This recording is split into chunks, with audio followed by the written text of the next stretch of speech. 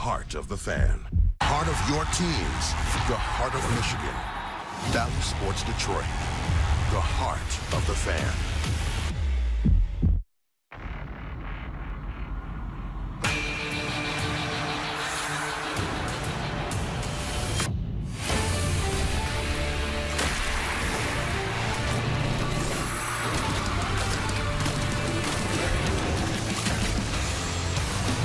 When all the celebrating was completed Saturday morning, not sure how much will be remembered from Friday night, but the Wings look to get back to their home ice success. Rocket Mortgage presents Red Wings Hockey on Valley Sports Detroit on a snowy Sunday afternoon downtown. Happy New Year. We can still say that, right? It's not too late. Ken Daniels alongside Mickey Redmond.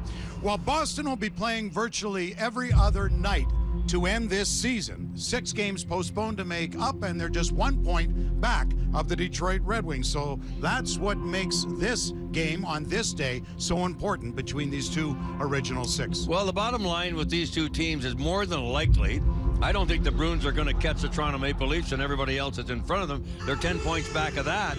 The bottom line is that these two teams probably or possibly could be fighting for a wild card spot. Therefore, the importance really of this game. The Bruins got to win those games, of course, but it'd be nice for Detroit to be able to put themselves 3 points up after the end of the game today. The Boston Bruins have lamented the fact they haven't had secondary scoring this year. David Krejci leaving the team, going overseas, a big problem. The Red Wings, well, they talk about secondary scoring too, and Pius Suter lately has done a nice job of that, certainly in the assist, but he had the lone goal on Friday. It's interesting when you look at the stats from Pius Suter. He played in the Swiss League for several years. This is only his second year in the NHL. He had a good season last year, playing a lot, albeit with Patrick Kane in Chicago. For whatever reason, they didn't qualify Suter, and Steve Yzerman thought, you know what, he'd be a good complement to this team.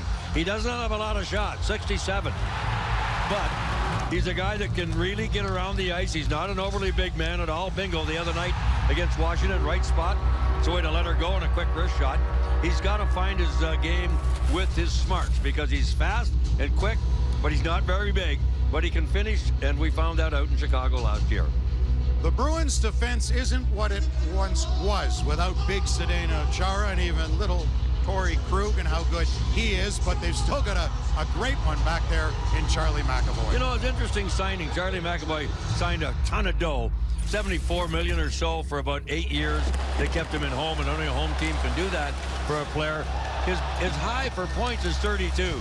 I don't think they signed him for his points. This guy's averaging about 24 to 25 minutes a night. He's just a young kid for sure, but they signed him after a nice 3-year entry-level contract at $9.5 million a year that starts next year.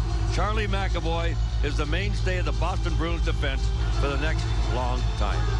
Well, the Boston Bruins, for a second straight game, will have their top line broken up, but Patrice Bergeron still has Brad Marchand on one of his wings. Last time Wings played Boston in 1-2-1, Marchand was serving his slew foot 3-game suspension. For the most part, though, much more control the past few seasons, and leads the Bruins in goals and assists and points and licks.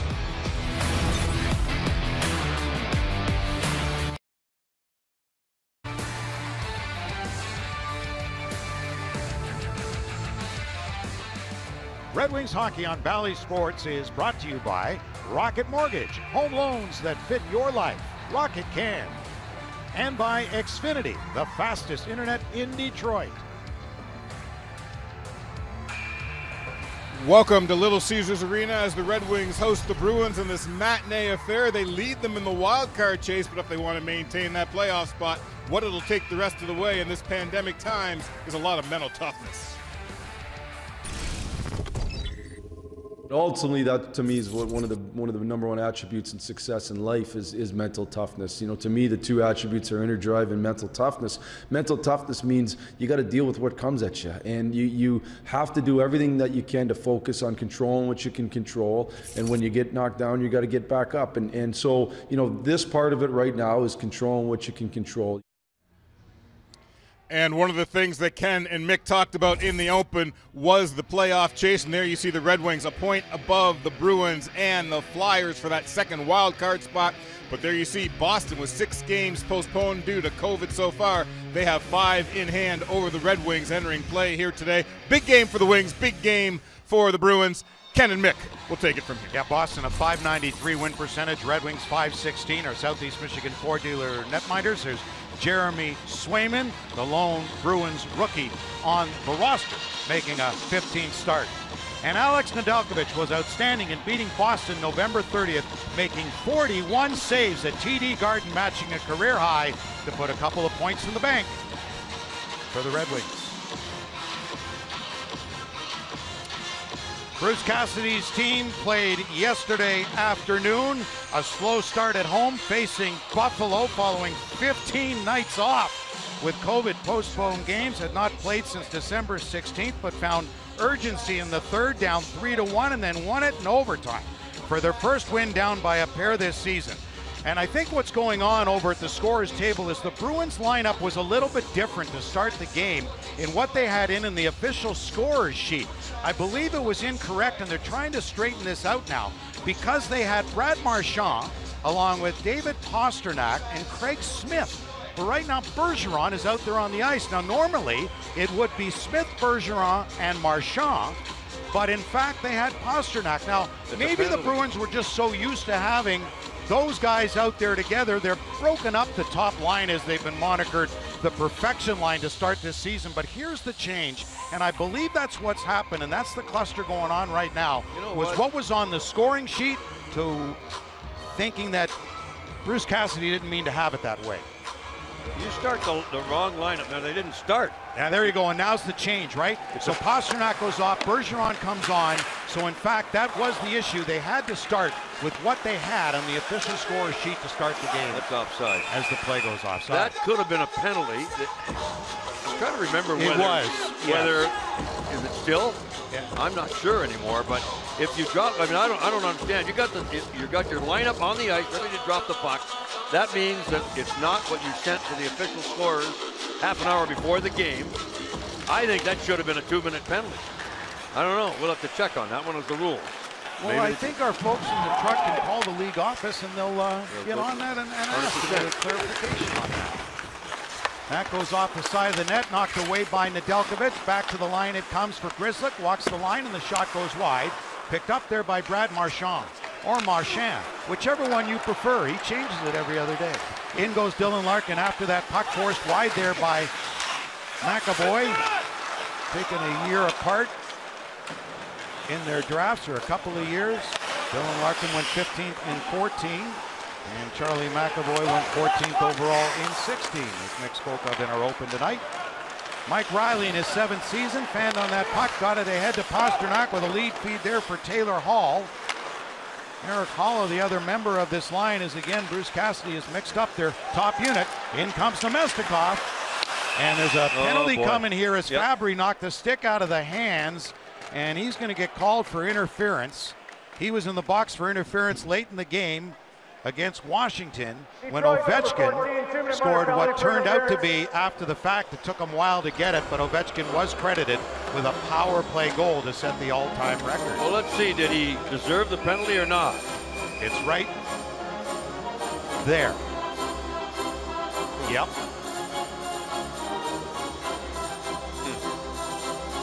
Oh yeah, he shattered the stick. So Robbie Fabry's got to make better decisions. The other night, there was a late hit. I know it was close to a line change. It was right before, but it was, as I look at it again today, just for verification, it was a late hit, and sure enough, Washington scored. So power play here for the Boston Bruins. Brad Marchand's got it. Works it in down low, and a save made off an attempt from Nick Foligno, who broke out of a lengthy slump. Got his first goal in 18 games as a Bruin yesterday. His first goal in 27 games since last scoring with Columbus on April 6th of last year, which is just behind us, 2021. That's kicked away there by Seider, who's done such a wonderful job breaking up opposition blue line, standing up breaking up the opposition at the Red Wing blue line. Out ahead for Marchand with Pastrnak and Bergeron. on this Boston power play that is 9th in the league. Remember, they scored 4 power play goals in their win in Boston against Detroit. Bergeron had 3 of those.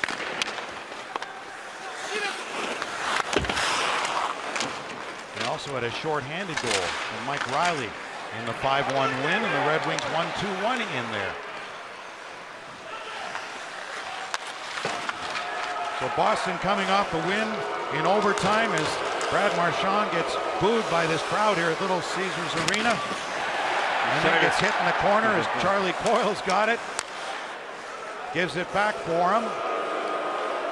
Now it doesn't matter how he pronounces his name. I won't have to say it this afternoon. We'll let the crowd tell you who's got it. Hey, it's a great compliment for a player like Marchand to get booed like that on the road. Broken up here by Seider. He's away along with Namestnikov. Oh, and he just couldn't handle the pass. He didn't see it, Ken. He wasn't looking at the pass. It hit him in the heel of the stick. It came to him too quickly. He wasn't ready for it. Red Wings trying to break the NHL's lengthiest drought without a power play goal. Without a shorthanded goal. They're past 99 games. Here's Hall. Out of the corner came DeBrusk. And the penalty is over. Fabry out of the box. Grizzly with a shot that's blocked in front. And Fabry's got it. He'll break away again. Along with the Namestnikov. Fabry across. Got blocked. Following up. Good chance there for Osterley as the defenseman joined the rush and had an opportunity. Dylan Larkin tried to get it back to the point. He was checked by his number 71 opposition, Taylor Hall. And down the ice it goes. So Boston 0 for 1 on the power play. Osterley will move that puck. Lindstrom out to center ice. Right back in here for the former Red Wing, Tomas Notion, who was lost to Vegas in the expansion draft, where he played prior to joining the Boston Bruins, and he's been a solid 4th liner for Boston in the middle and played pretty well in his short time with Detroit.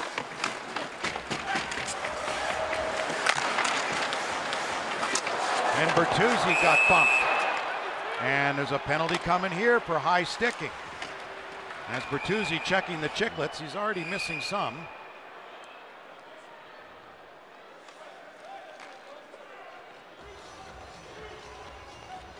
Penalty coming here to the Bruins.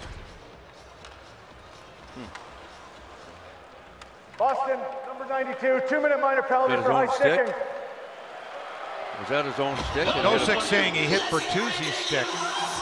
Right. I think Bertuzzi. No, he got clipped there. Okay. Oh, you could clip him? Yeah, he did get clipped there on the left side for sure. And just to clarify my comment about Robbie Fabry, he's a competitive son of a gun, plays with a lot of passion, but that penalty against Washington the other night could have been avoided, and so could this one tonight. He's got to really make better decisions and still have the passion to play this game at a high level, which he does. Bell Tire power play for Detroit. Red Wings had 12 days rest as it's picked off here by Bergeron. Back across, and that's sent high over top of the goal by Brad Marchand.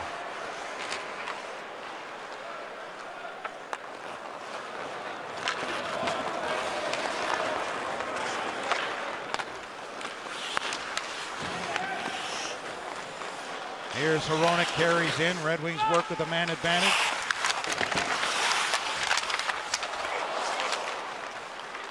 And the Bruins will get it.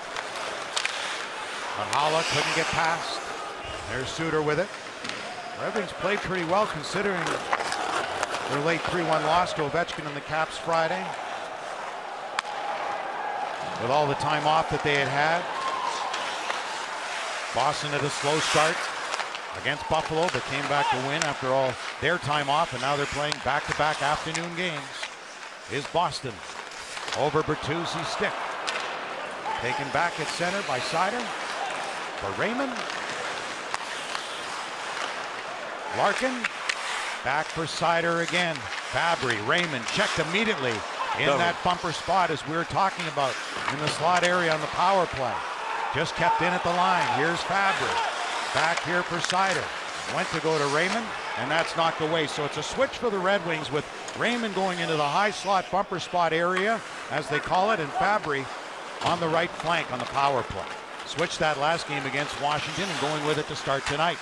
Here's Raymond circling the net. They think Raymond will still get a lot of touches, a lot of chances for rebounds. Here's Sider moving it. Fabry took the shot and a save made by Swayman. Losing an edge and going down was Bertuzzi out of the boxes. Nosek, and he'll join the rush, and he's got the puck. Kicks it ahead to his stick. Nosek in, and a save made by Nedeljkovic, and that's just out of the reach of Connor Clifton as the defenseman was looking for the rebound. Bruins get back on side, and they'll send it in. Both teams in the midst of a frenetic change here. Puck in behind.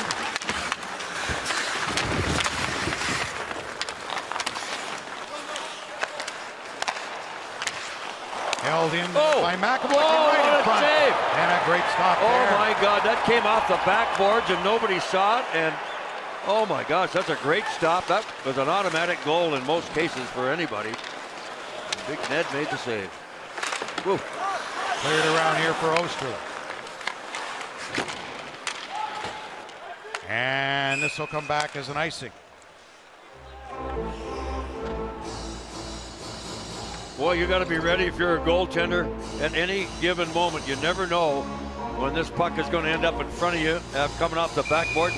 Lindstrom got interfered with. Look at that stop. My goodness. He got interfered with.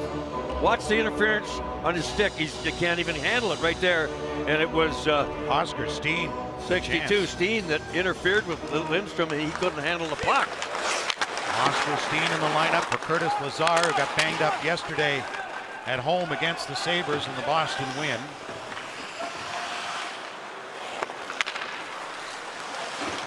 Pasternak's pass in for Eric Halla. Checked by Hronek. Pasternak to get it.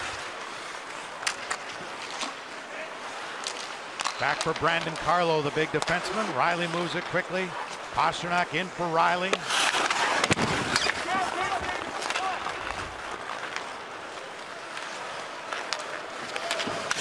Rasmussen with the Mestikov up there along with him. Here's Zadina on a stolen puck. And then Zadina got knocked down to the ice.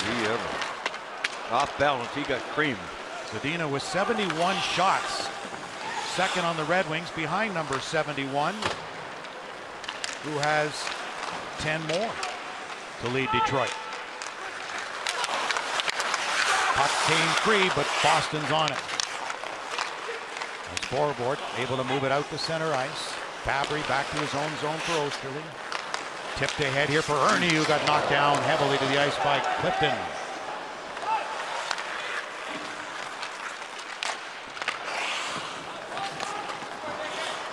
Suter with a lone goal against the Capitals on Friday, his first goal in 10, but has 9 points to pass dozen. Nearly stole that puck back of the net.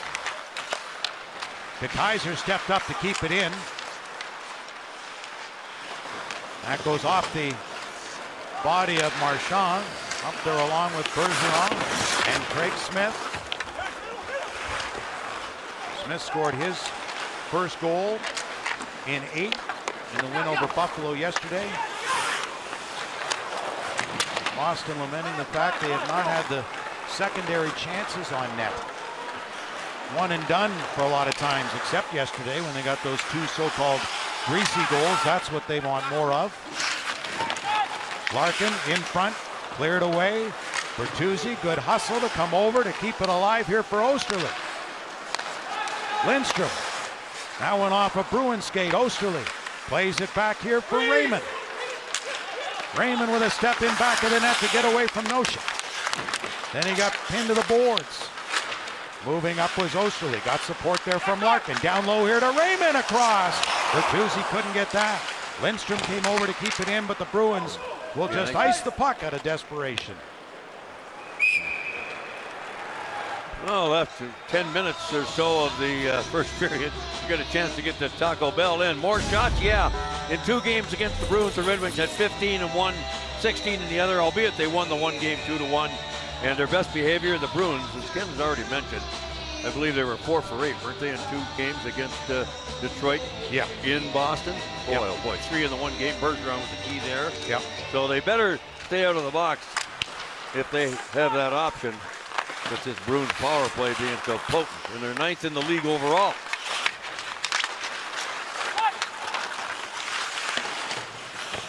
Noshik clears it. Stahl goes back to get it. Stahl had the game-winning goal in the win at TD Garden, November 30th, on a 6-on-5 goal. It was a delayed penalty. That Stahl got the winning goal on a game that was stolen by Nedeljkovic, as they refer to games stolen by a netminder. He was terrific. And from the Bruins side, they say, yeah, he was great, but we didn't get enough traffic in front of him to get those second opportunities. Valeno. Rowney, along with Gagne. It's been so valuable. The good penalty killer, Steady, Gagne. Yeah. Steady as a rock. He's a graybeard on this Red Wing team, but you're right. He's a very valuable guy in the locker room, and he's a good penalty killer. Kills a lot of penalties.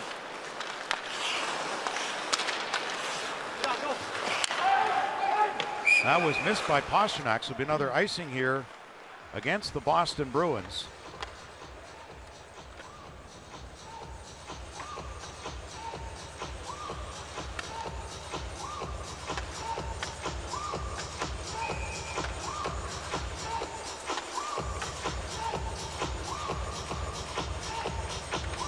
Not a lot of shots in this one. 5-2 for Boston. 2 power plays in the first 10 minutes.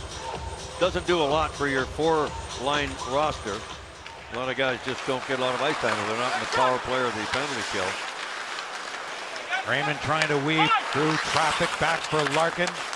Bertuzzi slapped it back to the line for DeKeyser. Wrister off the skate. They score! Bertuzzi!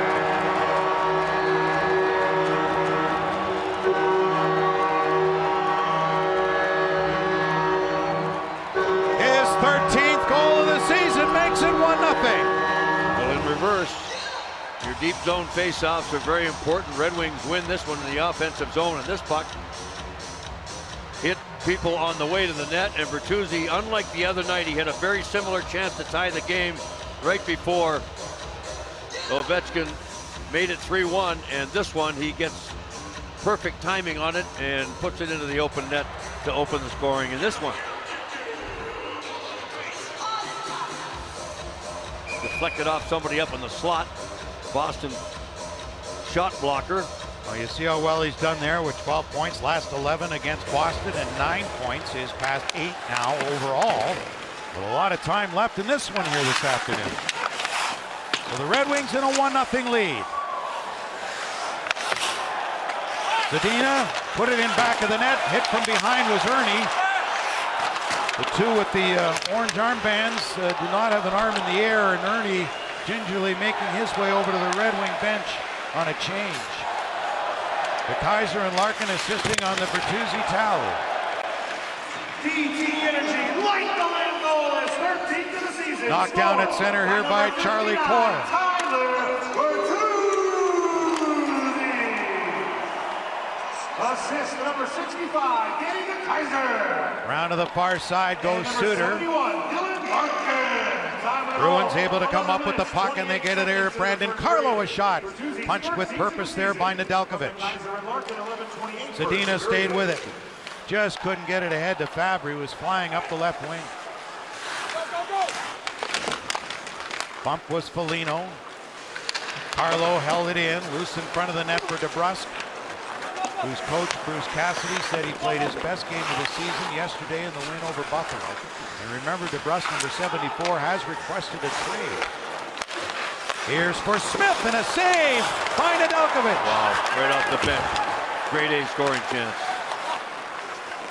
Smith with Bergeron and Marchand. Marchand with it, crowd on him, as in those in attendance. That's set in front of the net, and another save, this one off Marchand by Nedeljkovic.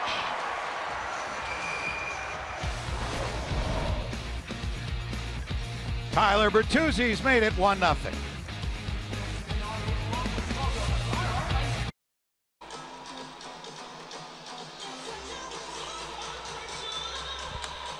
Well, the Red Wings met the Bruins 2 times in November in Boston. Lost 5-1, 1-2-1 when Nedeljkovic allowed just 1 on 42. They'll next meet Boston here on April the 5th. Jeff Blashill's team, 9 wins. Their past dozen at home. And 2 of those 3 losses to the Washington Capitals, and the other one to Nashville.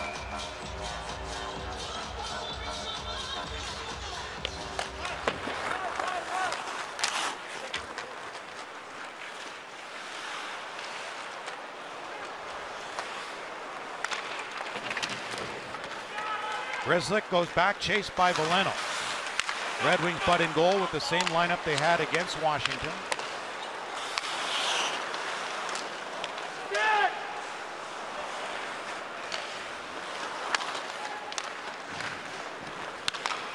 And that's offside at the line. Now a message from the Southeast Michigan Ford dealers. Easy Plan trade-in lessees can lease a 2021 F-150 for only $249 a month for 24 months. Only at your Southeast Michigan Ford dealers.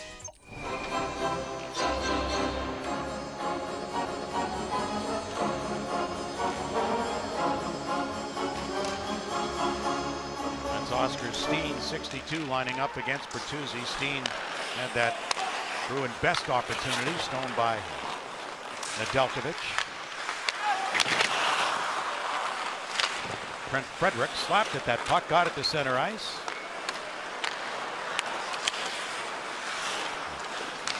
That's tipped in. Getting over was Hronek. Loose puck for Frederick. Got bodied there by Larkin on the way back. Puck came free to Carlo with a shot in a body in front. Jamming away side of the net, but the trapper of Nedeljkovic has that on the netting. And he'll hold on for a face-off, and with that, we'll step out. See you in a moment from Little Caesars Arena.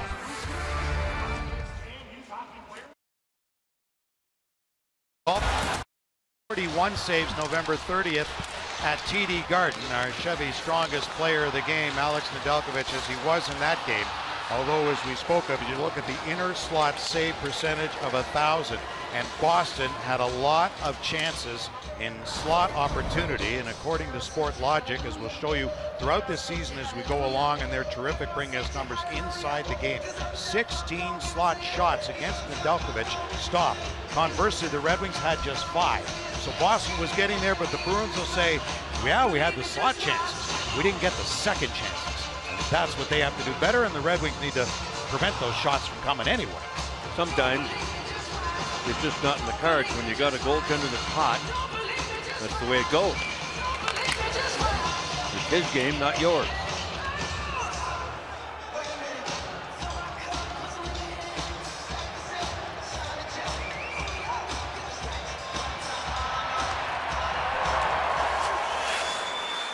And Nedeljkovic said that took so long to get the first face-off done. Let's see if we can do it a little quicker. We'll try again, guys.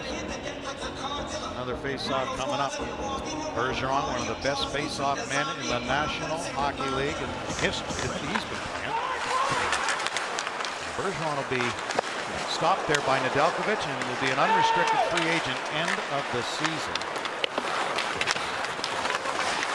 For number 37, who will be 37 at the end of the year. Marchand's got the puck. That hit a skate as it was blocked by Ernie. Recovered there by the Bruins captain. Bergeron back into Marchand. Craig Smith's got it in front, and they score. And it's Bergeron. What a pass. Set up by Smith. That would be a high danger area, and he buried it. Well, it was Marchand really that had control in the corner of Detroit, unable to clear the puck out 2 or 3 times. There goes Marchand. He's looking over his shoulder, trying to figure out where do I go. The puck does come loose right to Smith, and he makes a perfect play to Bergeron, who let it go. And of course, Nedeljkovic on that one has got to stay to the short side, and that leaves room on the far side. See, he's on the short side trying to protect against Smith coming in that way, and Bergeron makes no mistake. Boy, is he red hot against the Red Wings. Whoa. He had 4 goals in their win 5-1 at TD Garden November 3rd. 3 on the power play. This one at even strength. Gives him 12 points now. The past 7 games. And about 14 minutes, 13 seconds of this one.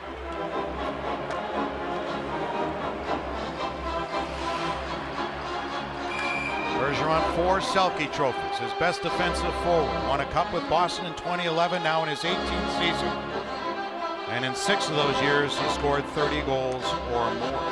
I would think that what's going to happen with him is they'll probably go on to 1-year deal. Save made there by Nedeljkovic, the left pad. Another stop there, left pad again. And the Bruins should be getting back their goaltender Tuukka Rask within the next 3 weeks or so, who's been injured, is deciding whether to come back, and healthy enough to do so. He's skating, practicing. They got some cap room. Tuukka Rask said, "I don't think Don Sweeney will have much trouble fitting me in on the cap." He doesn't want a lot of money, wants to play, and the Bruins are saying, "All right, have at it, come on back." And they'll send Swayman, the goaltender, here this afternoon to the minors when that happens. And he just stopped Suter on that attempt.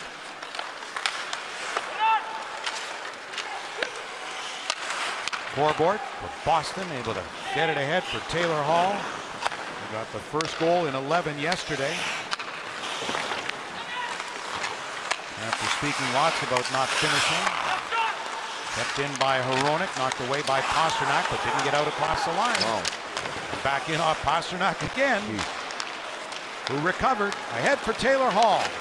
Former league MVP with the Devils. Didn't enjoy his time in Buffalo. Behind the net for Haula. Off the outside of the cage. Scooped up by Larkin. Back goes Mike Riley. Pastrnak to recover for the Bruins. Through a hit. And to Raymond, who felt pressure. Hall. Bertuzzi back of the net. Seider a shot and a save by Swayman. Larkin on the rebound. Looks to Seider again. Walks the line with a shot. And that's tipped off the glass. The Kaiser bump stays with it. Back here to Larkin. Quick shot that got blocked by Taylor Hall.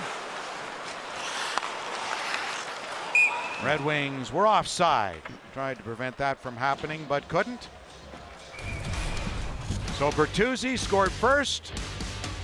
Bergeron scored second. We're tied at 1.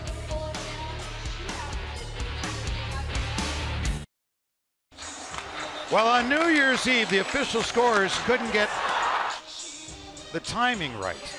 So Ovechkin, when he scored right here, it was in fact a power play goal ruled initially. And when the game was over on the final sheet, that was not a power play goal. But John Carlson on the ice knew he went to go get the puck for Ovechkin because he set the all-time record passing Dave Andreychuk. And not until after the game did they figure it out. Yes, he scored with a second to go, although it came up as even strength, that it was in fact a power play goal. Turned out to be the game-winning goal too, as he passed Phil Esposito in that regard for game-winning goals. But Red Wing fans are thinking, boy, I wish he didn't get either. Oh, goodness. It was a tough way to lose a pretty good hockey game on New Year's Eve. I mean. Yep. The Red Wings had the chance to clear that puck too, but Greiss couldn't get it down the ice. Exactly right. Yep. And that's where the handling of the puck of Nedeljkovic is so good. It comes in so handy. Here's Gagne. And a save made from an acute angle, but Swayman stopped it. As Sam Gagne had the attempt, 4 goals, 13 points on the season for number 89. Well, even on a loss the other night to Washington, the moral of that story really is the takeaway is that Washington is one of the best teams in the league, and they stayed with them. The Red Wings did, step for step until that Fabry interference call at center ice with 4 minutes left, and that set up the power play goal by the great one, really, number 8. He's closing in on the great one, number 99, every day. Seems like he scores almost every game. And he added the empty netter to seal it. Marchand gets knocked down by Seider, stays with it. He's so persistent on that puck, number 63. Nedeljkovic interfered with. He's lost his stick. Craig Smith is hit. And then Marchand gets knocked down to the ice by Suter. Red Wings still without Nick Leddy, who's not out of COVID protocol just yet. Marchand back to the line for Grzelcyk, then in the high slot, and just went wide on an attempt from Craig Smith, who set up the goal by Bergeron and scored yesterday to get the Bruins going in their comeback win over Buffalo. Our intermission report with Chris and John. Tyler Bertuzzi will join them as well. He's got the Red Wings goal. Gave him a 1-0 lead.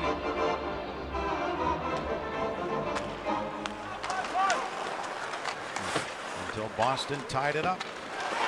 Riley and to navigate around the referee's skates. Justin St. Pierre and Kendrick Nicholson working the game this afternoon at Little Caesars Arena.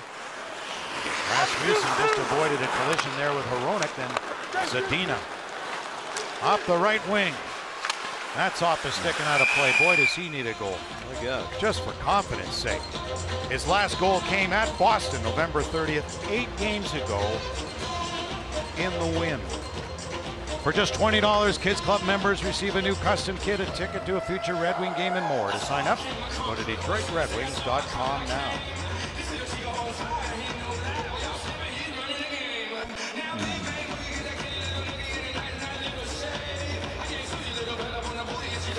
Nolan Larkin, who picked up the second assist on the Bertuzzi goal, now has hit 30 points. He was so good on the faceoff against Washington. Dillon won 13 of 14 draws. Who's down, Raymond? Without his stick, and he's hurt. Yeah. Got hit in the face. He's going right to the room with 50 seconds to go in the period. Bleeding down there. That's tipped and just wide. Larkin. That was tipped just wide by the man who came on to replace him, Adam Ernie. Coyle. Charlie Coyle with that long reach. Stahl staying with him. And there's a penalty coming here for cross-check. Oh, and a slash in front as Hronek took one in the back of the leg from Foligno. He was already peeved as he's going to the penalty box. Nick Foligno. Now in his 15th season, former Columbus captain, acquired by Toronto, but was injured for the most part. There's the shot to the head. There's the cross check to the back. And then watch the one more. Right there. He's got all parts of the body covered on that one. He got his 2 minutes worth. Both referees not looking at the same time. It'll be interesting to see if Raymond comes back. Oh, it's only 27 seconds. He's still behind the bench in the walkway. He may have had a little cut, so you can't play with open blood.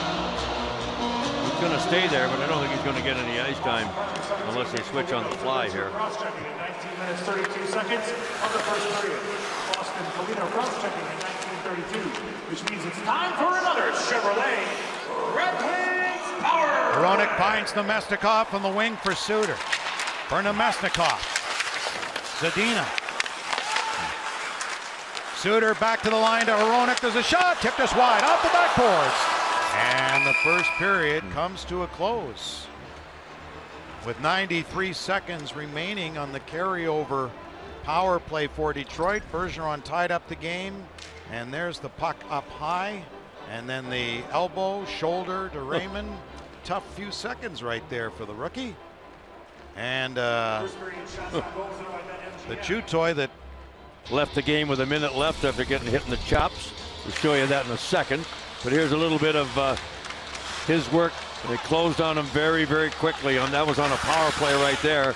They're not giving this kid a whole lot of time anymore, and he's going to have to learn that. There's a body check, offensive check given, and he wasn't expecting that. Puck in the face area, elbow to the chops, and his mouthpiece went flying. He's checking his chiclets and missed the last little bit of a Red Wing power play, and he'll probably start this second period on the power play. I think he's okay. Yeah, there he is. So this kid's had a really, really good eye-opening first 20 games, and the last 10 have not been easy. They're picking up on him, and that's the way it's going to be. For players like him, he has to learn how to adjust to what they give you, and then you do what you need to do to get the production that you want to have and would like to have. That's up to him now to make those adjustments.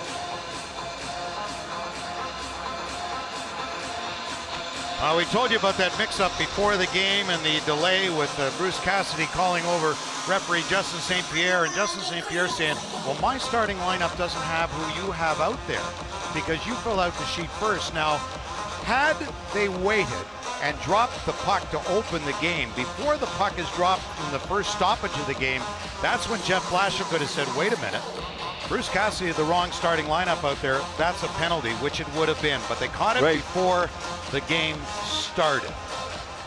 Did you see Cassidy's look on his face when the referee told him the wrong guy's out there? We'll take another look at this when we get a chance. Here it is. Watch what he does. After the ref says you got the wrong guys out. Watch what he does. He's looking, who in the heck is responsible for that? Which assistant coach can I blame? Exactly. Because you know what happens? One of them, they write it out by hand. The visiting team puts in their lineup first, and they do a handwritten. Right. And I'm up here with Paul, and when I, our fine stats man up here, and I said, why is their lineup starting the game and no Bergeron out there? And Pastrnak, and there's no Bergeron and Smith's out there. It was strange, and sure enough, they caught it before they dropped the puck. Question is, the referees might have done them a favor. Maybe. By catching it, because they dropped the puck, as we thought, it's going to be a 2-minute penalty. Carryover penalty here to Boston, to Foligno, so Bell Tire power play to start the second for Detroit. There's a point shot blocked off the stick of Seider, who bumps into Marchand, and down the ice it goes. Bertuzzi back to retrieve it. Both teams 0 for 1 on their power plays this afternoon. Red Wing power play 29th in the league at 15%. Bertuzzi, back here, Larkin, back here, Larkin. Slicing through the Bruins defenders in the trapezoid area, out front with it, and a save made by Swayman. Good little trickery by Larkin there. And Detroit was confused coming out of their own zone. Seider wanted to drop it, found out he couldn't do it. Gave it to Bertuzzi, who was almost standing still, and Larkin almost snuck this one through the right underarm of the goaltender there, between the defenseman's legs. Red Wings with just 7 shots on goal in the 2 games against Boston this season. They had 16 shots in the win and a season low 15 in the loss. The 7 so far. There's an 8th stopped by Swayman, who will hold on. Chance side of the net by Gagne.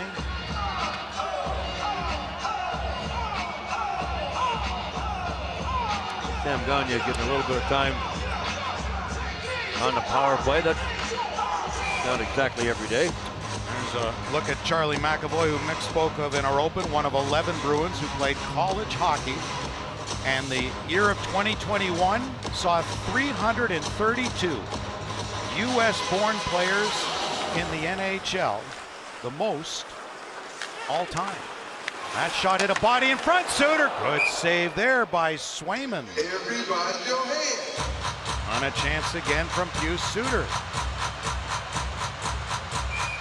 To your point on U.S.-born / college players, I remember when there wasn't any. One of the few college players to ever play in the game was Red Berenson, way back, let alone USA players. And it was rare 30 to 40 years ago. I know it's a long time, but the programs just weren't there. But boy, they have come a million miles with youth programs and support and coaching and stuff like that. Amazing. So out of the box comes Foligno. Lead pass here for Charlie Coyle, and that went high and wide. And you know why Red Berenson went to Michigan, Mick? Because his favorite was Gordie Howe from Saskatchewan, and he said, well, Red plays in Detroit. That's close to Ann Arbor. Okay. Gordie plays in Detroit. Right. Yeah, it's close to Ann Arbor. So Red said, okay, Michigan for me. And he was one of the originals to wear a helmet to boot. And he was. Here's Osterley off the backboards. Rasmussen was tied up by Carlo. Here's Taylor Hall, dropped it back. Pastrnak with a shot, Nedeljkovic out to cut it off and deflected that up and out of play with his goalie stick. Purchase tickets to a weeknight home game, and PointsBet will match the amount new users spend with PointsBet credit. For more information, go to DetroitRedWings.com/PointsBet now. Moritz Seider tied with Lucas Raymond to lead all rookies in assists with 18. He leads all rookie defensemen in points with 21. And Lucas Raymond with 10 goals, tied now for the rookie lead with Tanner Jeannot of Nashville. 10 goals each for those two of all first-year players. Trevor Zegras, by the way, was named Rookie of the Month in the NHL for December. That breaks the Red Wings string. Sider and Raymond. And a good first goal for sure. Yeah. And Zegras, I think, got put in the protocol, didn't he? Would he still be in there? I'm not sure. And Anaheim kind of cooled off lately. They had a red-hot first 20 games or so. And at center ice. Marchand and who? Who is that? Nemestikov. Okay. Oh, this will get the crowd going. Not that they weren't already all over Marchand. This will help add to it.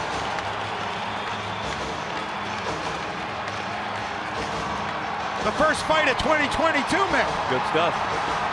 They'll get it started. Ah, look at Nemestikov getting the crowd. He's been terrific this season.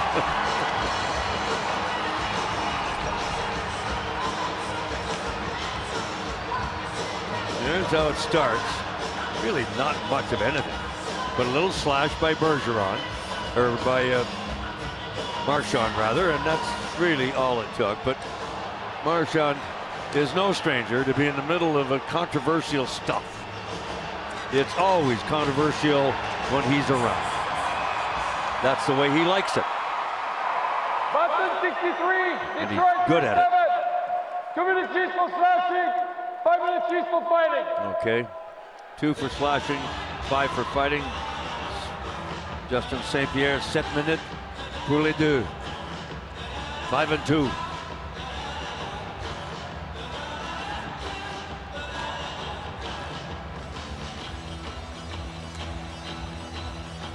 So Detroit not able to do much on that power play.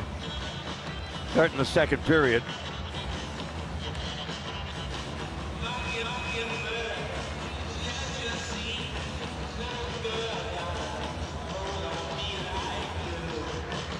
.259 gone in period 2. Noshik got the draw back, then fanned on by Oscar Steen. Bertuzzi along with Raymond and Larkin. Scoreboard for Boston, checked by Raymond. Frederick for the Bruins. Puck came off a stick and Larkin just sent it high over top of the goal. Raymond around for Mark Stahl. His pass outside the line. Hronek goes back to get it.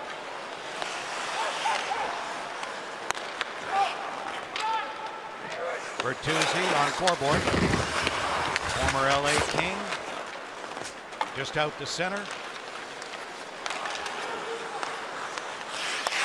Stahl for Raymond, too far. It'll wind up as an icing. Now a message from Cure Auto Insurance. Hey, Kate, being the new kid on the block in Michigan, do you think you can make an impact right away? Sure, why not? I know someone else who has. Who? Cure Auto Insurance. On Tuesday, January 18th, Boston will retire the number 22 of Willie O'Ree, the 12th Bruin to have his number retired, but the first black player to play in the NHL on January 18th, 64 years ago against Montreal. And Willie O'Ree's number will go up there on the rafters at TD Garden between Rick Middleton and Terry O'Reilly. I want to bring back memories there for you, Nick. Oh, yeah. They called Middleton Nifty. It was his nickname, Nifty, because he was so nifty around the net. He had an incredible touch. Rick Middleton. And they called O'Reilly just tough. Ruffian. Yeah. Just tough. That he was. Oh, yeah. That he was. Well, the Bruins were really, the Bruins were named the Big Bad Bruins before the Flyers took that away in the early 70s there. The Broad Street Bullies. The Broad Street Bullies, yeah.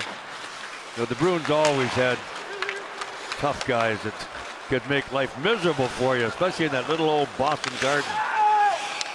The opposing bench was, you had to go through the Boston bench to get to your dressing room in the Boston Garden. You can believe that one. Yeah. A lot of melees started because of that. They hammer the puck deep. Eric Hall on it. Coming in is Clifton. Good feed up the middle here for Suter. High enough, out of the reach of Forbort. allowing Fabry to muck it up in back of the Boston goal. Fabry checked there by Pastrnak. Taken away by Clifton. Not out of the zone yet. Holding the line is to Kaiser to keep it in. Swings it wide for Seider. Back into the slot. Oh, and a sliding save made by Swayman. And he'll grab it.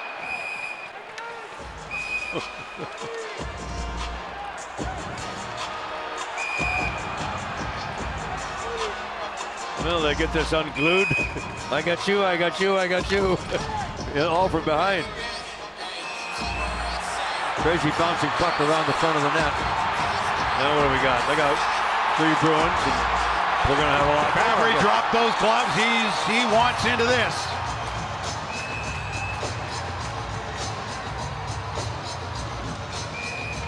Who's the Red Wing with his head in there? Gagne. That's Sam Gagne.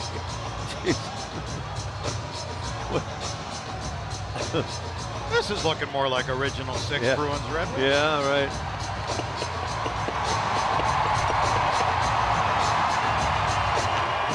It's a pretty save before this all broke out by Swayman.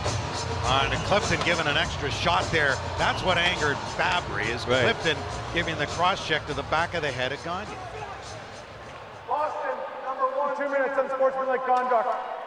Detroit, number 89, 2 minutes unsportsmanlike conduct. What's Fabry doing in the box? He's not. Swayman got unsportsmanlike conduct. Well, Gagne's in there, but somebody else is in there too. No, that's Nemestikov and the fight. Marchand. Okay.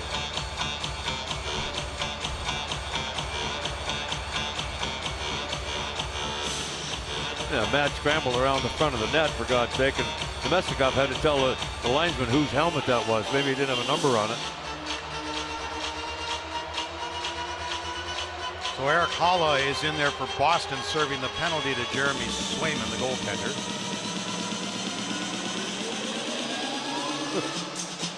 Yeah, it doesn't take much to get her going, I guess. Why not? The only time the Bruins will be here this year. Bruce Cassidy had to be very happy with his team after that long layoff, coming back from a 3-1 deficit yesterday. I don't care if it's Buffalo or not. Yep.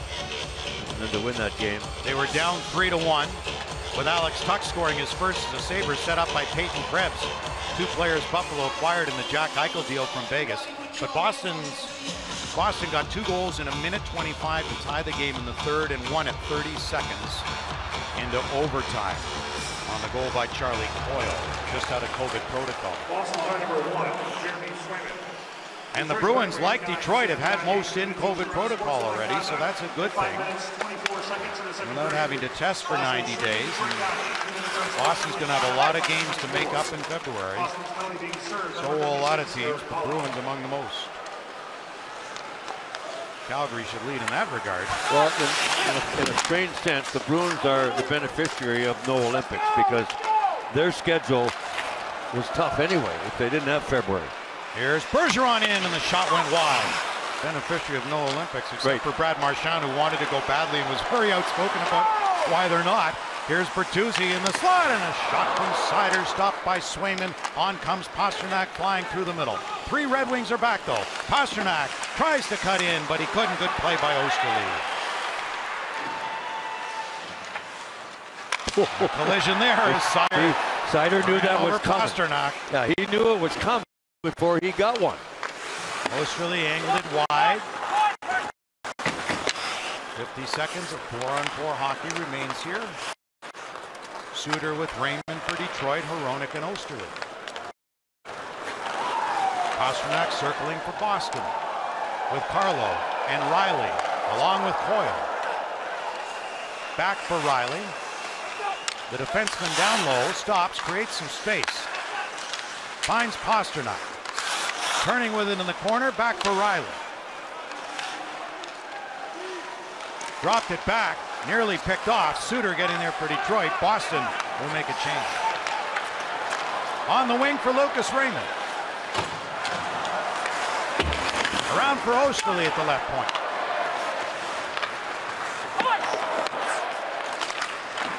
Raymond checked by Borbord.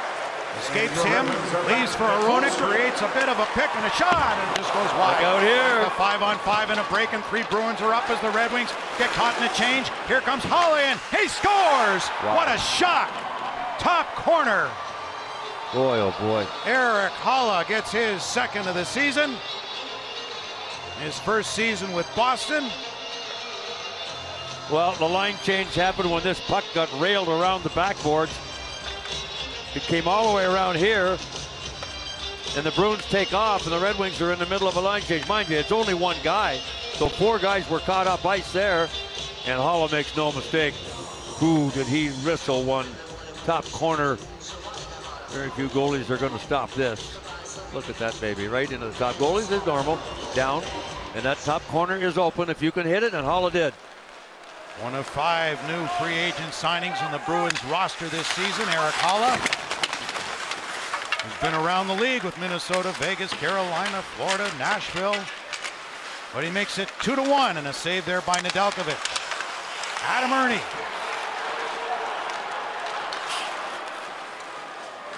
Angle taken away sharply there by Borbord. There's a lot more of that interference being allowed to happen now than originally when they started calling it. And you'll notice that if you pay attention to it. Guys dump the puck in, they're being interfered with slightly when you wouldn't allow even a touch before. Unassisted goal with 7 minutes, 37 seconds of the second period. Boston goal. Touched by the Bruins, offside. Well, it was a frigid night in Minneapolis for the Winter Classic, but you wouldn't have guessed it by the Blues pregame attire. Trevor Thompson, more in a moment. Here in Michigan, however, if you were in Minnesota, you watched that outdoor game last night, you know it was a heck of a lot colder there. So let's file this over mind over matter. If you don't mind, it don't matter. And the Blues said they don't mind. They put on their beach gear coming off the bus and walking into the stadium last night at Target Field in Minnesota. It was -6 degrees, the coldest game in NHL history. And the Blues, like I said, mental toughness there. They end up winning 6-4 the final. That game, Kenny, the coldest ever. That 2014 Winter Classic between the Leafs and the Wings, that was 13 degrees, the 3rd coldest ever. Where's the beach? Braving the elements. Where's the beach? Got the cooler with him anyway. It sort of looked like you on the road with your cooler, with your Coleman stove for all your gluten-free cooking. Here's Larkin. Got knocked down, gets right back up. On the delayed penalty coming here against the Bruins. Cross-checking will be the call. We've seen more today in cross-checking than we had in weeks. Red Wings are going to head to a power play. Well, they haven't had much going on the power play. Cross-check. Okay. Trent Frederick. Go to the box.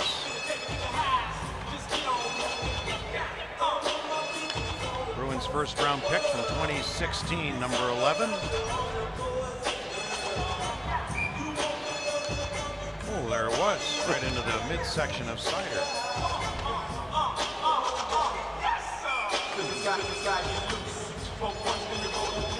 So the Red Wings, 3rd power play. 12 shots in the game for Detroit, 4 of those with the man advantage. They win the draw, Larkin did to Sider, and Raymond couldn't pick it up. Boy, Larkin's been really good on faceoffs. 54.8 this season, 30th in the National Hockey League. It's time for another Chevrolet Red Wings power play. Larkin matching pretty much what he did 4 seasons ago in his best statistical season. That pass in front by him was knocked down by the Bruins. And the man who got their second goal, Erik Haula, gets it down the ice, and the Bruins make a change. 3 fresh skaters come over the boards in the penalty kill situation. Bruins have given up a power play goal in 6 consecutive games. That's their longest streak going back to November of 2015.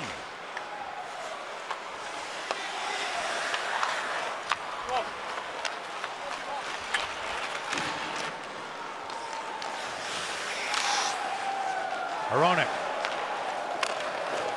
Valeno gets it in.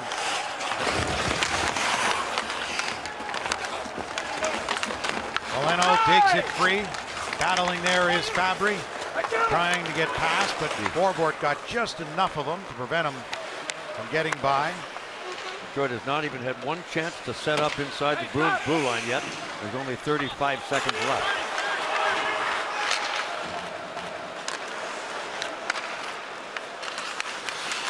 Gagne gets knocked down by Clifton. Brandon Carlo around.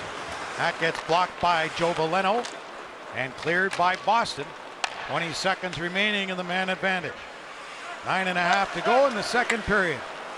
Glad you're with us here on Bally Sports Detroit on this Sunday afternoon in the first game of 2022. Red Wings home to San Jose we'll have for you here on Tuesday night before the Red Wings will head west, California. No shots on that power play by Detroit.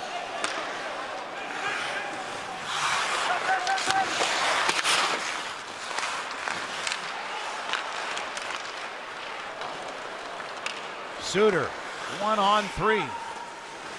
Trying to get position there on Haula. And then knockdown was Rasmussen by Haula. No call. Grzelcyk dumps it in. Osterley. Lindstrom. Sent by Rasmussen into Boston territory. Played back by McAvoy. Turning with it is Grzelcyk. The diminutive defender cleared it around. Larkin kept it in. Bergeron off the glass. Bounces down for Rowney. Picked up here by Larkin. Bertuzzi comes on a change. Bertuzzi goes after it now. Raymond on the loose puck. And Bertuzzi. To the point it comes for Seider. Quickly moved to Larkin. Larkin far side. DeKeyser kicked it ahead in front for Bertuzzi, knocked away. David Pastrnak dumped it out, knocked down by the glove of Seider, goes back to retrieve. Larkin. Good feed, Raymond! Quick shot, good save. Here it comes to Seider. Larkin, saved by Swayman, rebound picked up by Taylor Hall, who just dumped it into Red Wing territory. DeKeyser chased by Craig Smith. Leaves it there for Seider.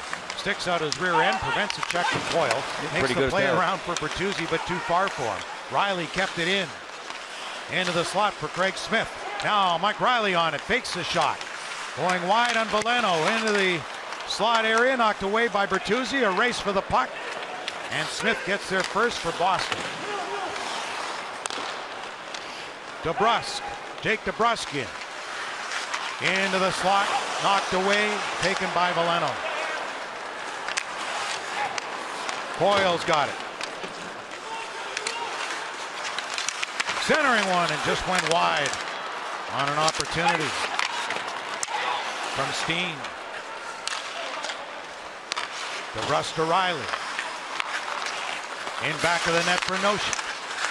The former Red Wing goes back to Connor Clifton, now to Nosek again. Nosek pulls it back and it was blocked. Valeno got in front of that.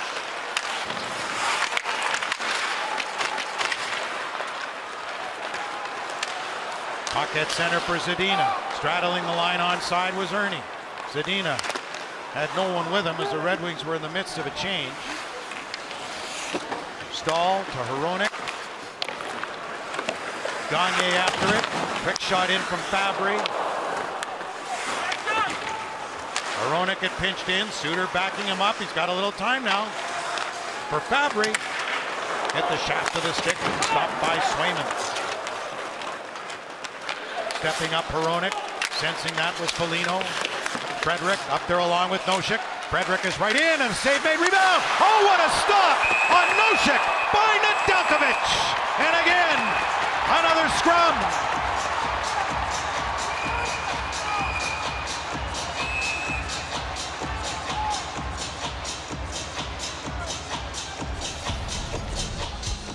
That rebound was juicy. And a good follow-up by the goaltender, Mr. Ned, to keep this a 2-1 game right here. Nosek tried to tap it in. No cigar on that one. National Hockey League is crazy because we don't know what's going to happen in February, and that includes the Red Wings. But look what the Bruins have, and the All-Star break is to go early next month. set to play every other day leading into the All-Star break, 14 in the next 29 days. They've actually, Bruins are pretty much playing, although the schedule is going to change, every other day for the rest of the season. There is a period every 8 games or so where they'll get an extra 24 hours or so in there, but really not much. They're playing on the road, and then they'll play 7 at home, then 9 of 10 on the road. So the Bruins have a tough goal with all those games that have to be made up. And that's going to happen around the league in February. Isn't it interesting that everybody was questioning why are we having an All-Star game when we got an Olympics going on? The Olympics get canceled. There's a save made off Raymond by Swayman.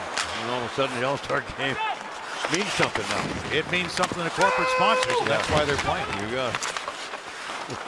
And it's in Vegas. That means something to those who are going.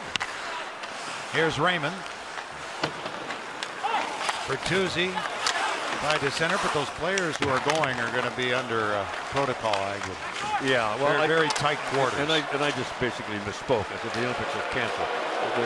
The players for the NHL are not going. Well, you don't know. Yeah, we're waiting to see. You could end up being right, but we don't know. Right. Back it comes for Riley.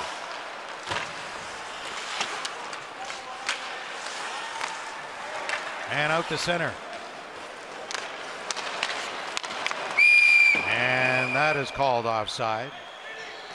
And the Bruins actually moved a March 21st home date versus Montreal to a week from Wednesday, January 12th. So even their schedule's already been moved on some dates. We'll see that everywhere. That's the go-ahead goal from Eric Holla.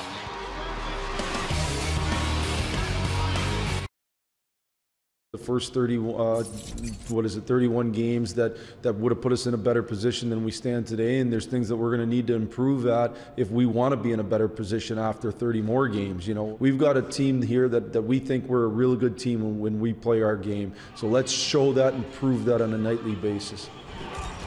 Everybody inside that Red Wings locker room certainly thought that they could make a push to the playoffs. Not sure about everybody around the league. However, there they sit in the second wild card spot as we enter play here today. And they're up on Boston in that race, Kenny.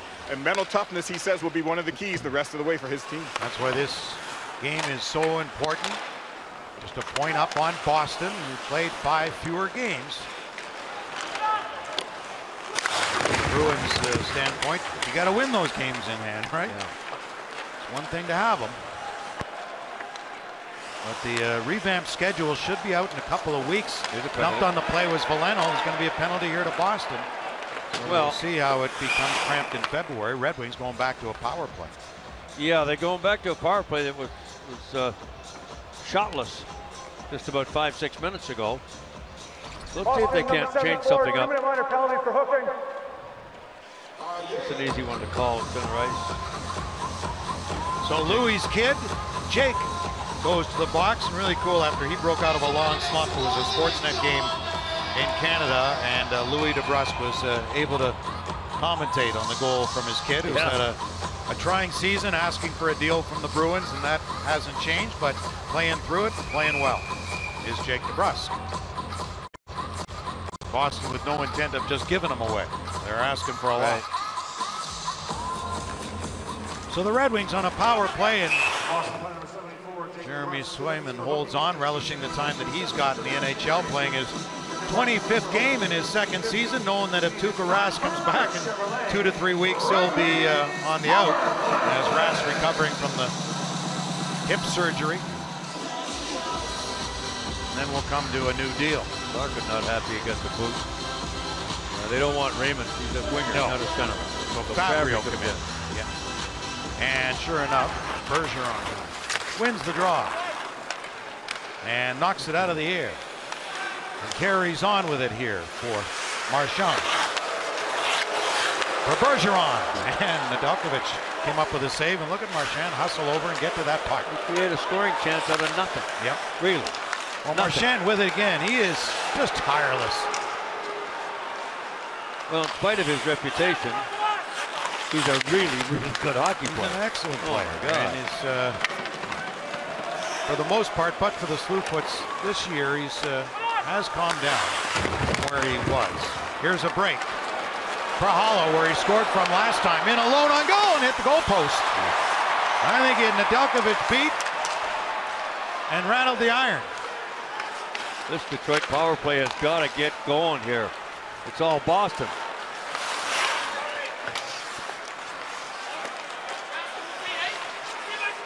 Clifton to the corner. Prahala for Coyle. Bruins bench is screaming for a penalty. They didn't get it down the corner. Well, they're doing okay shorthanded. They sure are. I don't know. Yeah. A collision between McAvoy and Fabry. Fabry looks injured. He's not moving too well down there. He's been in a lot of collisions today. Good recovery there by Bertuzzi. Not once, but twice. And then Suter. Gave it away, Ken, and then got it back. But, boy, a very frustrating power play for Detroit. Almost over again.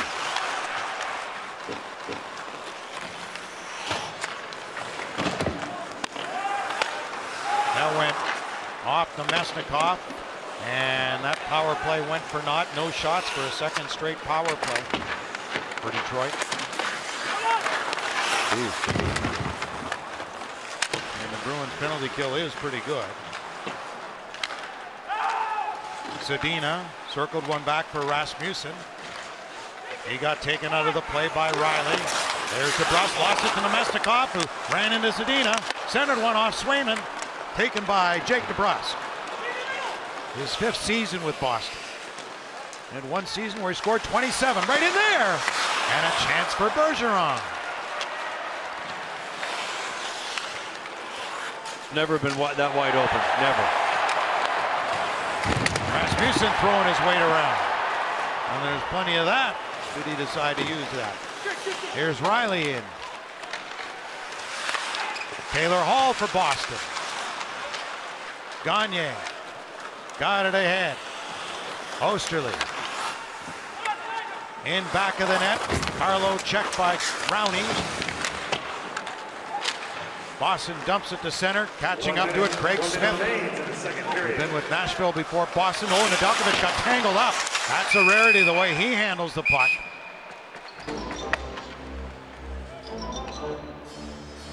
Boy, Boston very comfortable short-handed. Red Wings are making it easy for them.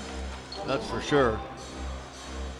That guy's just unsure in a red uniform or what the heck they're doing.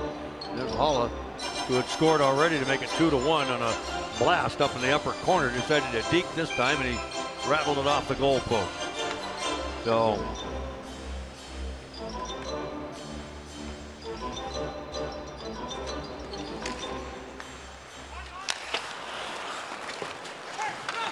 Rowney able to get it to center. Charlie Coyle is there for Boston.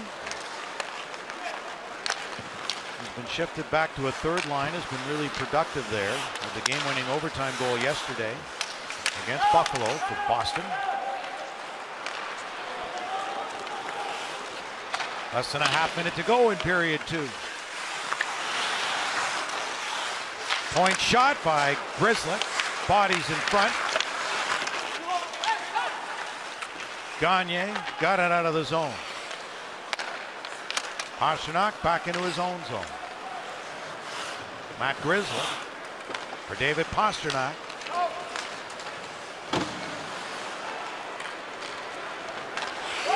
Suter with a long shot as the period comes to a close.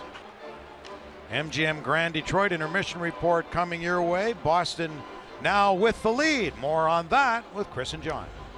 All right, Kenny, thank you. 2-1 Bruins after January the 2nd, and we may already have the feel-good story of 2022. It began on October the 23rd when the Vancouver Canucks were in Seattle to take on the Kraken. A fan behind the Canucks bench noticed something on the equipment manager, Brian Red Hamilton's neck, and she wrote in large, colorful font, "The mole on the back of your neck is cancer."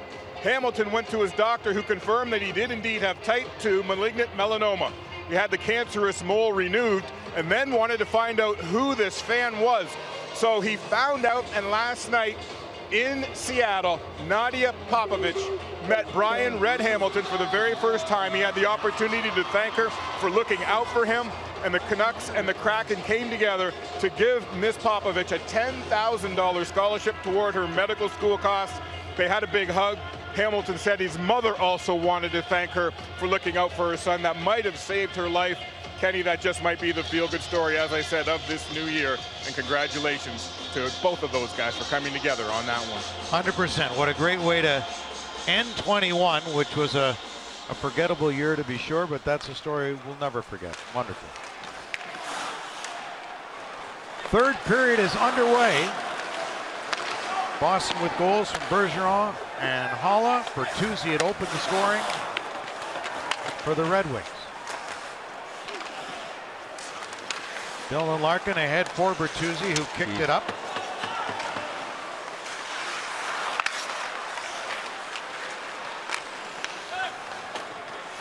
Smith. To the other side, Marchand. Dylan Larkin is there. 2 shots on goal this afternoon for Dylan. Bertuzzi spinning around, finding it as his mates are in the midst of a change. Bounces down for Taylor Hall.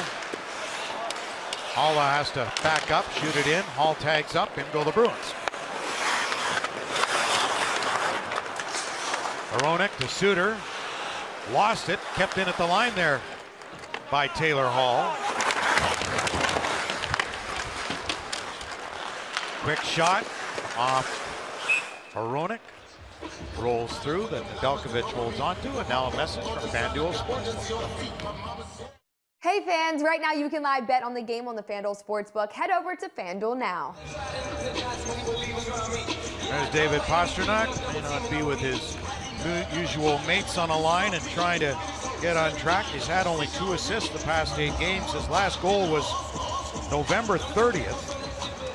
A lone goal in a 2-1 loss to the Red Wings. That was 8 games ago for Pastrnak. Unfamiliar territory for him.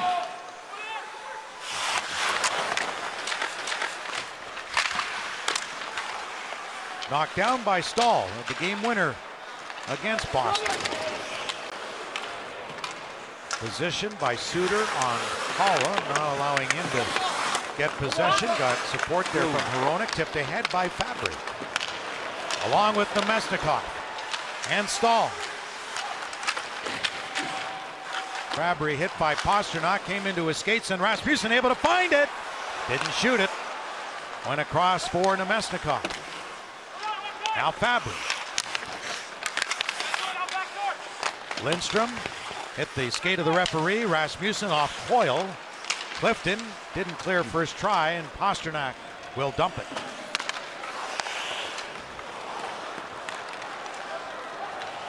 Osterley will shoot it in. Riley, a piece of the puck, but not enough of it. There's Rasmussen back of the net, came right out in front. No one in red could get a stick on that puck, and away comes Trent Frederick for Boston. Took a shot and went off Osterley, deflected aside by Nedeljkovic. Taken down to the ice was Foligno, Mike's kid. This will be icing against Detroit. Yeah, half a step. Well, the Red Wings only have 16 shots after 2 periods. They had very few the other night against Washington. Their shot attempts are normally pretty good, but obviously they're not getting to the net on enough. And they're going to have to find ways to create shots on goal from opportunities to shoot the puck, which means you've got to be creative around defensive players. And the Bruins, with all of that going on, have had 11 blocked shots in 40 minutes. Well, the Red Wings in the 2 previous games against Boston, Nick, 31 shots total, 16 in their win in there, 15 in their loss, and they're stuck at 16 here tonight. Bruins are a pretty good defensive team. But yes, they need more.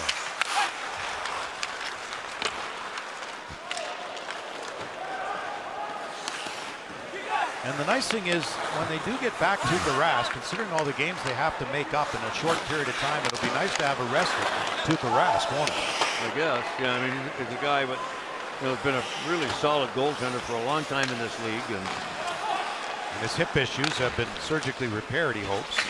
Well, the way goaltenders play their position these days, it's a natural injury. All these hips and groins. Steen with a shot, calmly gloved by Nedeljkovic. They call it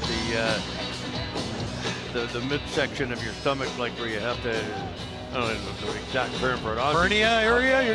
The hernia kind of, they have a name. Groin? No, like your stomach where you have to get up. What am I, Alan Lutton? Let's get Dr. Playing password? Whoever it is on here. Ozzy will know all about that stuff. The hernia area in the stomach, where they put patches in and goaltenders and their groin. The mesh, and they do that whole thing. Yeah, goalies with this style. We could start our own game show. Things you don't know about hockey. Yeah, right. Things you don't know. Well, a lot I don't know. But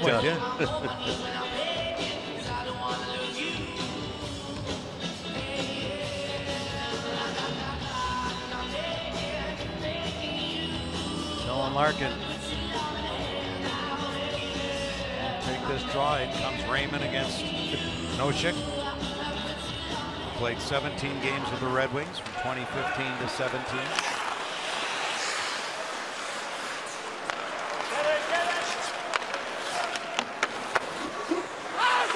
Played by Nedeljkovic.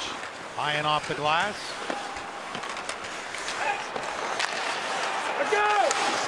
Brandon Carlo purposely wide off the backboard. Raymond got a piece of it and comes up with it. Raymond for Bertuzzi. Osterley, the shot, and a save made. No traffic, easy scene. Larkin, blocked. Shot, blocked. That one off the line. Another block. Well, the Red Wings do have 17 shots now. Most they've had against Boston this season in 3 games. They've had 15, 16, and now 17, and they need a lot more. The most played rivalry in the history of college hockey continues at Little Caesars Arena with the Duel in the D between Michigan and Michigan State, Saturday, February 12th, 7 p.m. Tickets on sale now at 313presents.com and Ticketmaster. And those Wolverines with all that future talent coming to the National Hockey League, including Owen Power to the Buffalo Sabres. We saw what he did in a short period of time at the World Juniors, which was unfortunately canceled. And boy, we saw Simon Edmonds. I was going to say, how about him? For Detroit. Yeah. He, like Power, just seemed to control the game and just don't exert more than they need to. Not saying Edmondson will be Power. Who knows? He might be, but wow, just the way they see the game, those two great. Well, you can, when you hit the pillow at night here, if you're a Red Wing fan, you can dream about seeing Edmondson across the blue line with Seider on the other side in the near future. So nightmare for other teams we can dream about. Boy, the wingspan those two will have. Living a dream, one nightmare at a time. Here's Fabry in for Nemestikov. Right in front for Suter. Lindstrom in back of the net for Suter. No one there for Detroit. Taylor Hall with a lead pass, and the Bruins are out of the zone. Just onside, they say. And a hit thrown there by Fabry. Into the slot, turnaround by Hall, and a save made by Nedeljkovic. And again, Pasternak mixing it up in front, this time with Gustav Lindstrom. And we mentioned some of the prospects, and here were ours, and Donovan Sebrango, who's been in Grand Rapids and back with them, scored last night. Donovan Sebrango did, back with the Grand Rapids Griffins. Sebastian Cossa did not have a great half a game that he played for Canada, didn't get to go, and then shut down. Red Savage, Carter Mazer, they've been terrific in college. Theodore Niederbach, Goods, play some center and wing. Yep. Emil Vero, they really like Emil Vero, the defenseman, playing for Finland. I got it. Abdominal surgery. That's what that thing is in the hernia. I gave you every hint I could from hernia no abdomen. and mesh. No abdomen. I didn't give you abdomen. No, I didn't. I'm sorry. Yeah. I should have started at the front of the alphabet and worked my way back. Well, all those muscles are connected that you mentioned, so it doesn't matter. They're all connected. All part of the anatomy of a goaltender that gets banged up the way they play the game with the go-down butterfly style.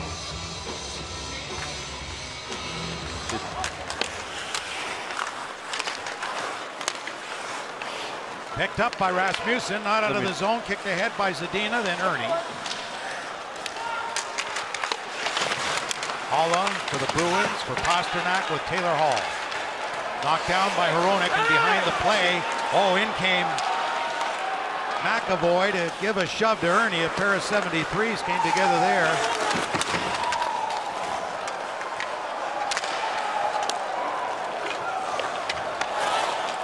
Picked up by Hall. In front of the net, they score. What a play, McAvoy, what a setup. From Taylor Hall, and you can see McAvoy saying, way to find me, buddy.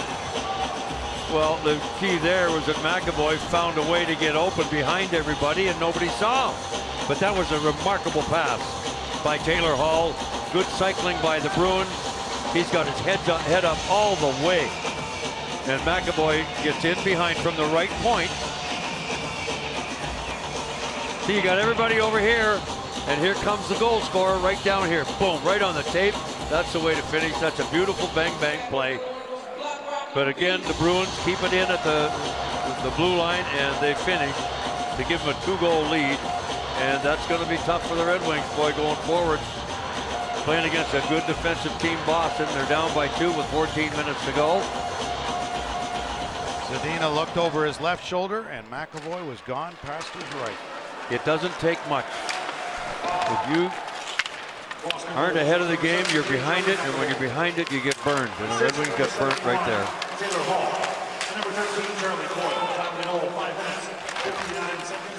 You can't puck watch. You got to watch your man. In other words, another way to put it, Ken, do your own job. Let your teammates do their job. Can't do it for them. And Boston now with a 2-goal lead. Think about this number. Since 2011, of the last 393 games since 2011, that Boston has held a 2-goal lead, they have only lost 21 of the 393 in regulation. Another 20 in extra time. They are 352, 21, and 20. That is remarkable. And a lot of that was done with Zdeno Chara and Krejci, along with Bergeron and Raskin goal. They defend 2-goal leads very well. Unfortunately, the Red Wings are in the predicament now of being down to Boston by 2. But anything's possible, and still a lot of time left. Mind you, they played the fewest games of anybody in the Eastern Conference, but their 72 goals against coming in tonight is better than everybody else by quite a bit.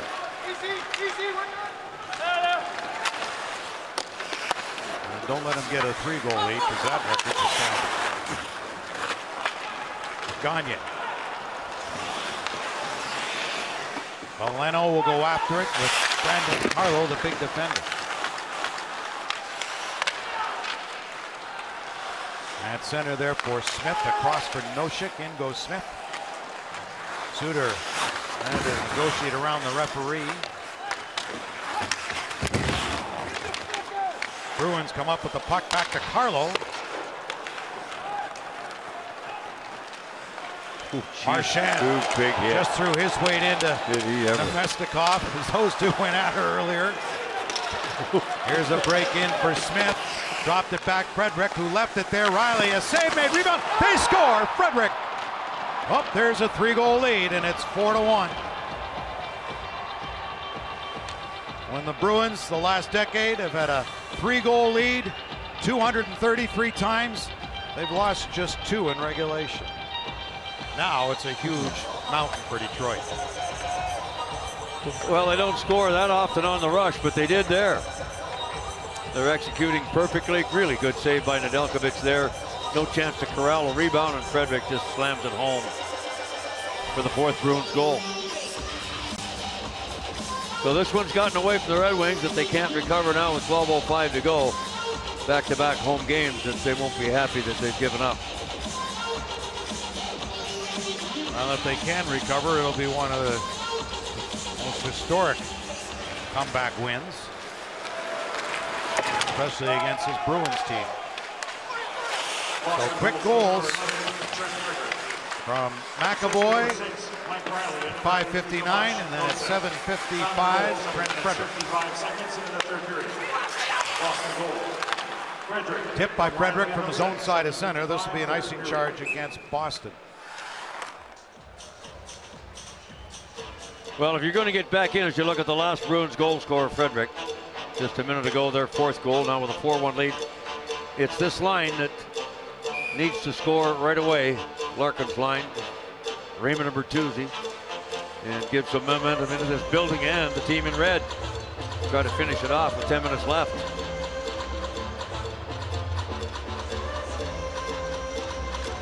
Raymond off the draw for Hronek, for Bertuzzi. Stahl. Another block shot. Boston blocking shots all over the place. Nosek dumps it. Bruins want to get a change. Good play there by Hronek to Larkin. Knocked down at center. Hronek for Lucas Raymond. Chance again for the Bruins.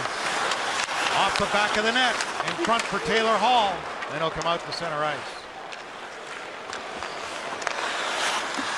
Pastrnak couldn't handle it. Hall follows up. Checked by Lucas Raymond.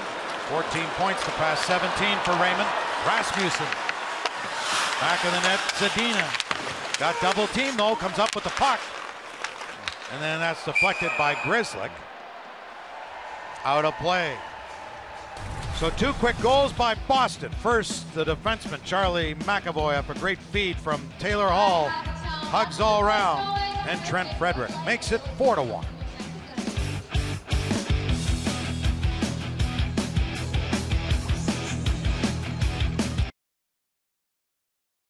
Pittsburgh has won 7 consecutive games. They're playing the first game since December 19th. They were blowing out San Jose before the Sharks scored 3 goals in the first 4 minutes of the third period.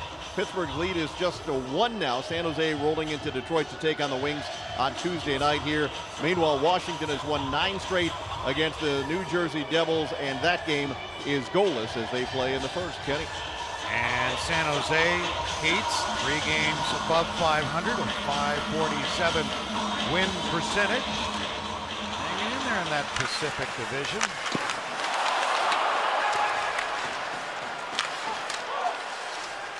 Comes for De Kaiser.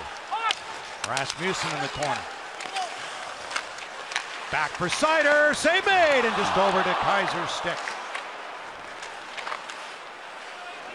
Seider back to take 7 points to pass 9 games for the rookie defender. Michael Rasmussen up along with Zadina, who gets to the puck. Then taken off the puck. Cleared by Foligno to the line, but not out. Kept in by Hronek for Ernie. Saw a hit coming from Riley. Got support from Rasmussen. Angled off the kick plate to Hronek, and a shot blocked by Carlo in front. Jake DeBrusk. Moving in comes Stahl. Mark Stahl in the corner. For Adam Ernie. Quickly in front. Swayman. He finds it underneath his pad. Holds on with the blocker.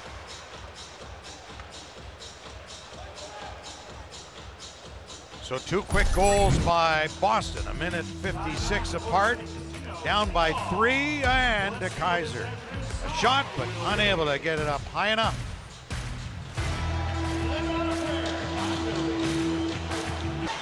Or sleight of heart, if you will. And lots of physical play, which doesn't surprise anybody when the Boston Bruins are involved. Brad Marchand's been in the middle of most of it. Carlo, the big, strong defenseman. Marchand gets into it with Nemesnikov. Guys that aren't usually fisticuff-like. Pastrnak and Sam Gagner. Gagner takes another spill here and a big hit by Clifton, the big defenseman. Bruins have always had guys started by Ken Chara for all those years that like to lay the body on you if they can. And they're good at it and they like it. So you better be ready to play a physical game when you get the Bruins around.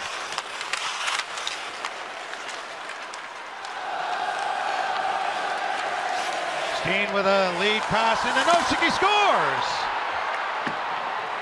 A goal and an assist this afternoon for the former Red Wing, Tomáš Nosek. Now that's the second goal in a row off the rush for the Boston Bruins. Started right behind their goaltender and ended up in front of Detroit's goaltender. Hronik's behind the net as a defenseman. He's caught. That's what happens when you're trying to play from behind and catch. That's a nice little play right there. And a good shot by Nosek. Probably Nedeljkovic will be mad at himself that he didn't stop. He's kind of maybe got his eye on Frederick, who's number 11 on the left side. Maybe the pass going across there. Wickets were apart, and it's 5-1 because of it. So the Bruins taking full advantage of Detroit out of sync here today. Do it. In for Smith. Saved by Nedeljkovic. Rebound kicked aside.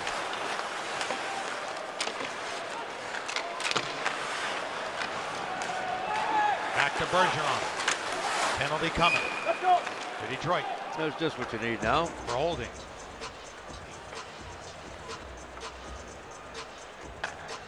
And I guess when you look back, Red Wings will lament the fact that this could have all been avoided if their power play had been even half good. They had 2 in a row in this game. Bruins only had 1. Red Wings had 4. And 2 of those 4, they had no shots on goal. That's not good enough.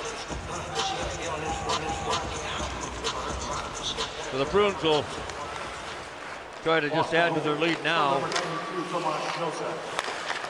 And right in front of that, good save. Off Bergeron by Nedeljkovic. 40 seconds in the third period. Marchand gets it back, looks at McAvoy. 1 second. Tipped. Save made. 11:01 third period. Brad Marchand. The half wall. Back to McAvoy.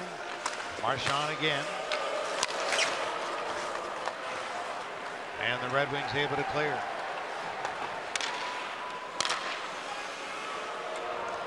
Marchand leaves it. Pasternak back for McAvoy. Over the stick of Foligno. Played to the corner, Rasmussen. Sent it the length of the ice. Both teams change up their special teams. Under a minute to go in the holding penalty to Danny DeKeyser. Under 8 to go in the third period. 15 more shots by Boston and 4 more goals. Taylor Hall tried to drag it back. Lindstrom wasn't biting it, clears it down the ice.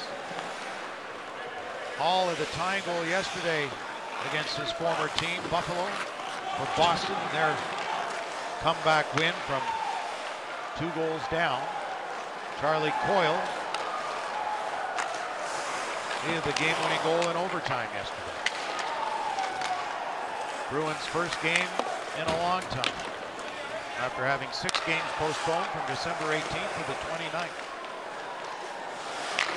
They're going to leapfrog Detroit in the standings here this afternoon, ahead in win percentage, but will now be in points with still 5 in hand. Grizzly, DeBrusk, Red Wings at full strength. Knocked down by Hall, shot went wide. They're pretty much kind of not rebuilding, but they're retooling on the fly. They lose Torrey Krug 2 years ago. Another penalty coming up Detroit. Yep. 2 years ago, they lose Krug to free agency, goes to St. Louis. Krejci decides to return to the Czech Republic. He's gone. Chara's gone. Not signed. Tuukka Rask was in and out of the lineup with this COVID the last 2 years and an injury after that. And they've got all these young guys that they're bringing up and giving a look to, and I guess they got to be pretty happy with that. And their big question is going to be Bergeron in the offseason, unrestricted free agent at age 37. Because losing Krejci, they haven't had that secondary scoring. Krejci was so underrated. Oh, for sure. Boston team. Yeah, I mean, and he was one of the highest paid Bruin players. He made everybody better. DeBrusk's big season was playing with Krejci. That's right. And like McAvoy, when he went to 9-5, starting next year. Yeah. He's the first one to go by the Krejci salary of $7 million. So interesting situation. I mean, they've had the transition from Chara to McAvoy really at the back on the blue line. I would imagine, like I said, they'll start working on Bergeron maybe 1 year at a time, and I'm not sure he's going to demand, you know, high dollars, especially if the Bruins are still competitive and they've got Marchand, they've got a lot of good things going. Pasternak was a 40 goal scorer probably all day long. Got a lot of good things going for them. And that'll entice Bergeron to probably take a little less money and stay in a really good situation where he's been very effectively for a long time. Stahl able to knock down Noshik. And Ernie will clear it down with a minute to go in the penalty.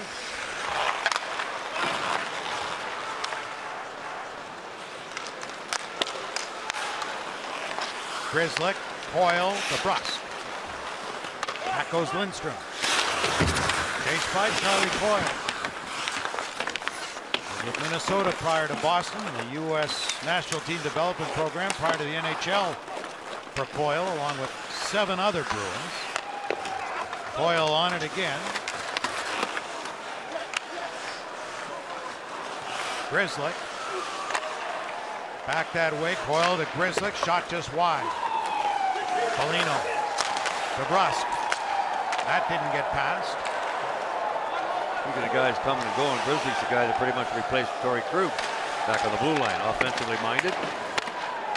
His dad used to be an on-ice worker at the Boston Garden for many years, young Grzelcyk. Riley's shot missed the target. So the Bruins fail on that power play. And Bertuzzi had to go off his stick, stays with it. The Boston 0 for 3 on their power play today with 5 shots. Red Wings 0 for 4 with 4, and 2 of those with none. The last 2. Boston with 2 goals, a minute 56 apart here in the third. Thing is that the timing, Ken, of those power plays that the Red Wings had, it was anybody's game. This one means nothing to Boston. They're up by 4.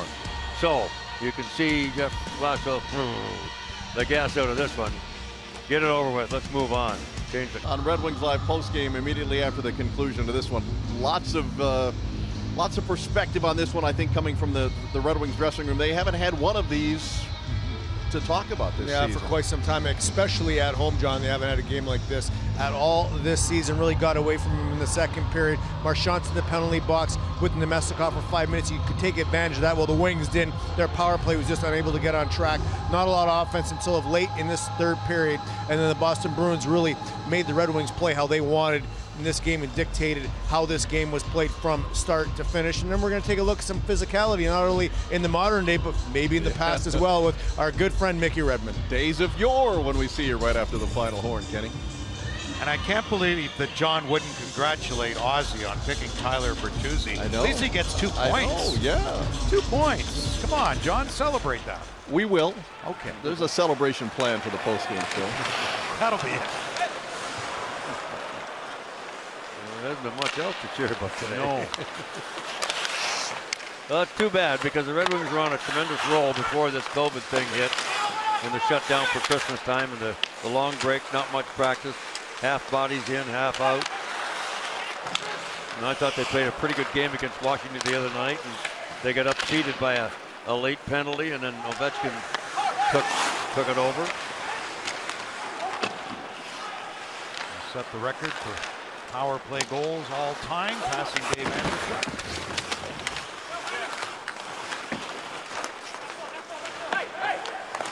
Sider for DeKeyser.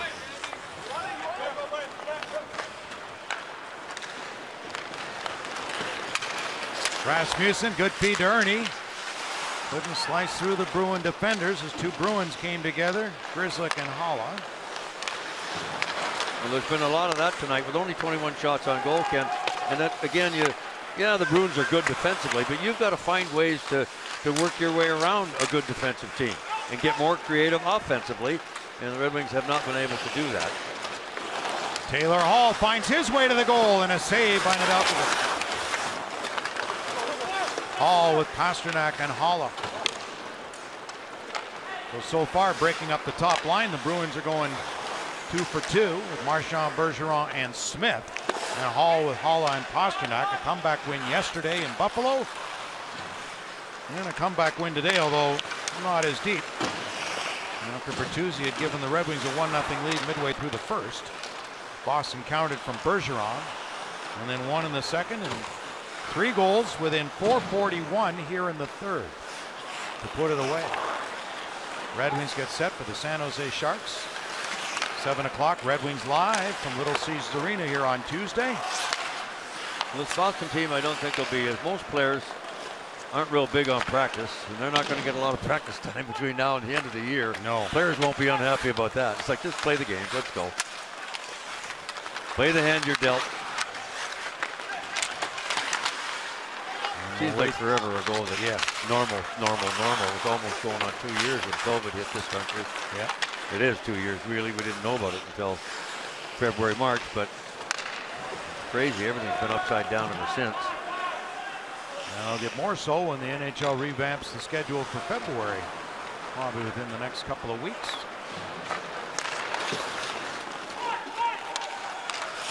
Larkin and Carlo and Lucas Raymond. Larkin with an assist this afternoon, giving him 18 points the past 21 games, 30 on the season. Swayman will hold on. He'll take the face-off with 62 seconds to go in this one. And a final message from MGM Grand Detroit. Go Grand at the destination that elevates every experience. Welcome back safely to MGM Grand Detroit. So Jeremy Swayman to get the win here today to improve to 8-5-2. Linus Hallmark played yesterday in Buffalo. 1 minute remaining in the third period. And we've seen a lot of second and third string goaltenders this year. I suppose everybody has. We're just making it noticeable because it's our team. But because of injuries and COVID and schedules and what have you, there's been a lot of players used, and now the taxi squads are back, at least for now. Which should make it simpler as opposed to postponement of games with taxi squad for now. Here's Fabry in, and a save made by Swayman. Did give Fabry a shot on goal on that one. The Red Wings with 23 now. Fabry knocked it out of the air with 20 seconds to go.